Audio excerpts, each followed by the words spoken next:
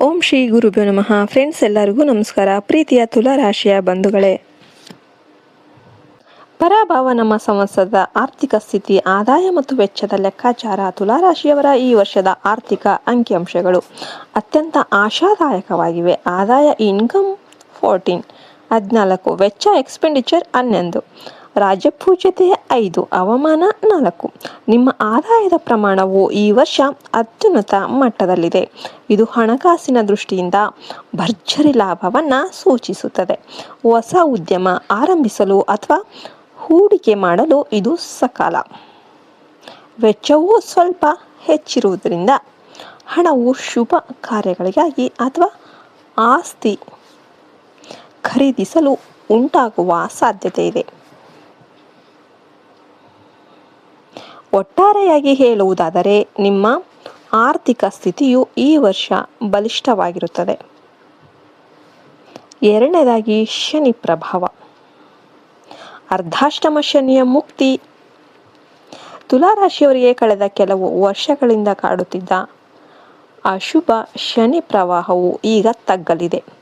ಶನಿಯು ನಿಮ್ಮ ರಾಶಿಯ 6ನೇ ಮನೆಯಲ್ಲಿ ಶತ್ರು ಮತ್ತು ರೋಗ ಸ್ಥಾನ ಸಂಚರಿಸುವುದು ನಿಮಗೆ ಶತ್ರು ಜಯ ನೀಡಲಿದೆ. ವಿಜಯ. ನ್ಯಾಯಾಲಯದ ಕೆಲಸಗಳಲ್ಲಿ ನಿಮಗೆ ಜಯ ಸಿಗಲಿದೆ. ನಿಮ್ಮ ವಿರೋಧಿಗಳು ನಿಮ್ಮ ಮುಂದೆ ಮಂಡಿಯೂರುತ್ತಾರೆ. ಉದ್ಯೋಗ. ಕೆಲಸದ ಸ್ಥಳದಲ್ಲಿ ನಿಮ್ಮ ಪ್ರಭಾವ ಹೆಚ್ಚಾಗಲಿದೆ. ಹಳೆಯ ಬಾಕಿ ಉಳಿದಿದ್ದ ಕೆಲಸಗಳು ವೇಗವಾಗಿ ಪೂರ್ಣಗೊಳ್ಳುತ್ತೆ. ಮೂರನೇದಾಗಿ, ಗುರುಬಲ. ಭಾಗ್ಯೋದಯದ ಕಾಲ. ಗುರುಗ್ರಹದ ಸಂಚಾರವು ತುಲಾರಾಶಿಯವರಿಗೆ ಅದೃಷ್ಟದ ಬಾಗಿಲು ತೆರೆಯಲಿದೆ. ಜೂನ್ವರೆಗೆ ಗುರುವು 9ನೇ ಮನೆಯಲ್ಲಿ ಅಂದರೆ ಭಾಗ್ಯಸ್ಥಾನ ಇರುವುದರಿಂದ ವಿದೇಶ ಪ್ರಯಾಣ, ಉನ್ನತ ಶಿಕ್ಷಣ ಮತ್ತು ಧಾರ್ಮಿಕ ಯಾತ್ರೆಗಳಿಗೆ ಅವಕಾಶ ಸಿಗಲಿದೆ. ಜೂನ್ ನಂತರ ಗುರುವು 10ನೇ ಮನೆಗೆ ಪ್ರವೇಶಿಸಿದಾಗ ವೃತ್ತಿ ಜೀವನದಲ್ಲಿ ದೊಡ್ಡ ಬದಲಾವಣೆಗಳು ಸಂಭವಿಸಬಹುದು.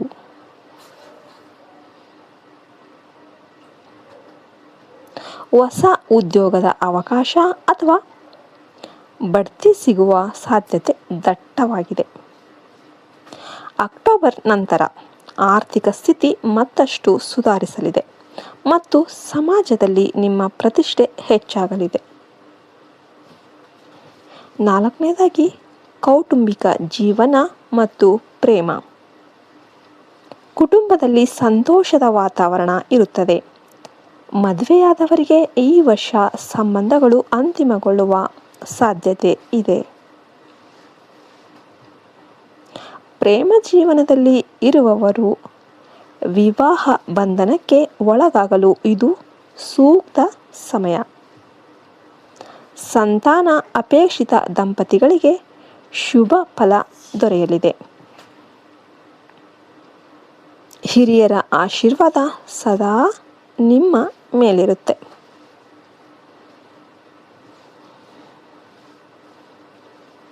ಐದನೇದಾಗಿ, ಆರೋಗ್ಯದ ಸ್ಥಿತಿಗತಿ. ಆರೋಗ್ಯವು ಸಾಧಾರಣವಾಗಿ ಉತ್ತಮವಾಗಿರುತ್ತದೆ, ಆದರೆ ಅತಿಯಾದ ಕೆಲಸದ ಕಾರಣದಿಂದಾಗಿ ಸ್ವಲ್ಪ ಬೆನ್ನು ನೋವು ಅಥವಾ ಕಿಡ್ನಿಗೆ ಸಂಬಂಧಿಸಿದ ಸಣ್ಣ ಪುಟ್ಟ ಸಮಸ್ಯೆಗಳು ಕಾಣಿಸಿಕೊಳ್ಳಬಹುದು. ಆಹಾರ ಪದ್ಧತಿಯಲ್ಲಿ ಶಿಸ್ತು ಕಾಪಾಡಿಕೊಳ್ಳುವುದು ಮತ್ತು ಹೆಚ್ಚು ನೀರು ಕುಡಿಯುವುದು ಅವಶ್ಯಕವಾಗಿರುತ್ತೆ.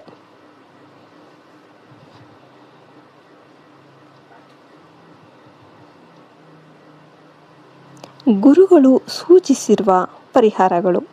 ಜ್ಯೋತಿಷ್ಯ ಗುರುಗಳು ಸೂಚಿಸಿದ ಪರಿಹಾರಗಳು ಏನೇನು ಅಂತಂದರೆ, ಲಕ್ಷ್ಮೀ ಪೂಜೆ. ಶುಕ್ರವಾರದಂದು ಮಹಾಲಕ್ಷ್ಮಿಯ ದರ್ಶನ ಮಾಡಿ ಮತ್ತು ದೇವಿಗೆ ಬಿಳಿ ಬಣ್ಣದ ಹೂಗಳನ್ನು ಅರ್ಪಿಸಿ.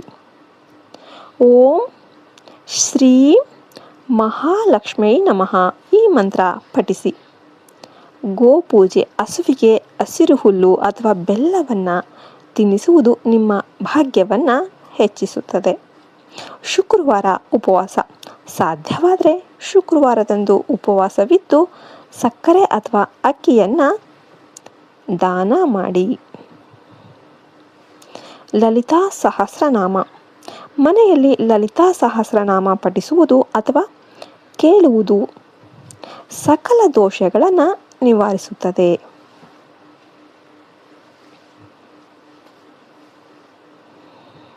ಕೊನೆಯದಾಗಿ ಮುಕ್ತಾಯ. ತುಲಾ ರಾಶಿಯವರಿಗೆ 2026ರ ಈ ಯುಗಾದಿಯು ಸಮೃದ್ಧಿಯ ವರ್ಷ ಆಗಲಿದೆ. ಶನಿಯ ಅನುಕೂಲಕರ ಸ್ಥಾನ ಮತ್ತು ಗುರುವಿನ ಭಾಗ್ಯ ಬಲದಿಂದ ನೀವು ಈ ವರ್ಷ ಅಂದುಕೊಂಡಿದ್ದ ಎಲ್ಲ ಕೆಲಸ ಕೂಡ ಸಾಧಿಸ್ತೀರ. ನಿಮ್ಮ ನಿರ್ಧಾರಗಳನ್ನು ಧೈರ್ಯದಿಂದ ತೆಗೆದುಕೊಳ್ಳಿ. ಯಶಸ್ಸು ಅನ್ನೋದು ನಿಮ್ಮ ಹೆಗಲೇರಲಿದೆ. ನಿಮಗೆಲ್ಲರಿಗೂ ವಿಡಿಯೋ ಇಷ್ಟ ಆಯ್ತಂದರೆ ವಿಡಿಯೋಗೆ ಒಂದು ಲೈಕ್ ಕೊಟ್ಟು ಜೈ ಶ್ರೀರಾಮ್ ಅಂತ ಕಮೆಂಟ್ ಮಾಡೋದನ್ನ ಮರಿಬೇಡಿ. ಜೈ ಹಿಂದ್, ಜೈ ಭಾರತ್ ಮಾತೆ. ಹರಿ ಓಂ ತತ್ಸತ್. ಸರ್ವೇ ಜನ ಸುಖಿನೋ ಭವಂತು.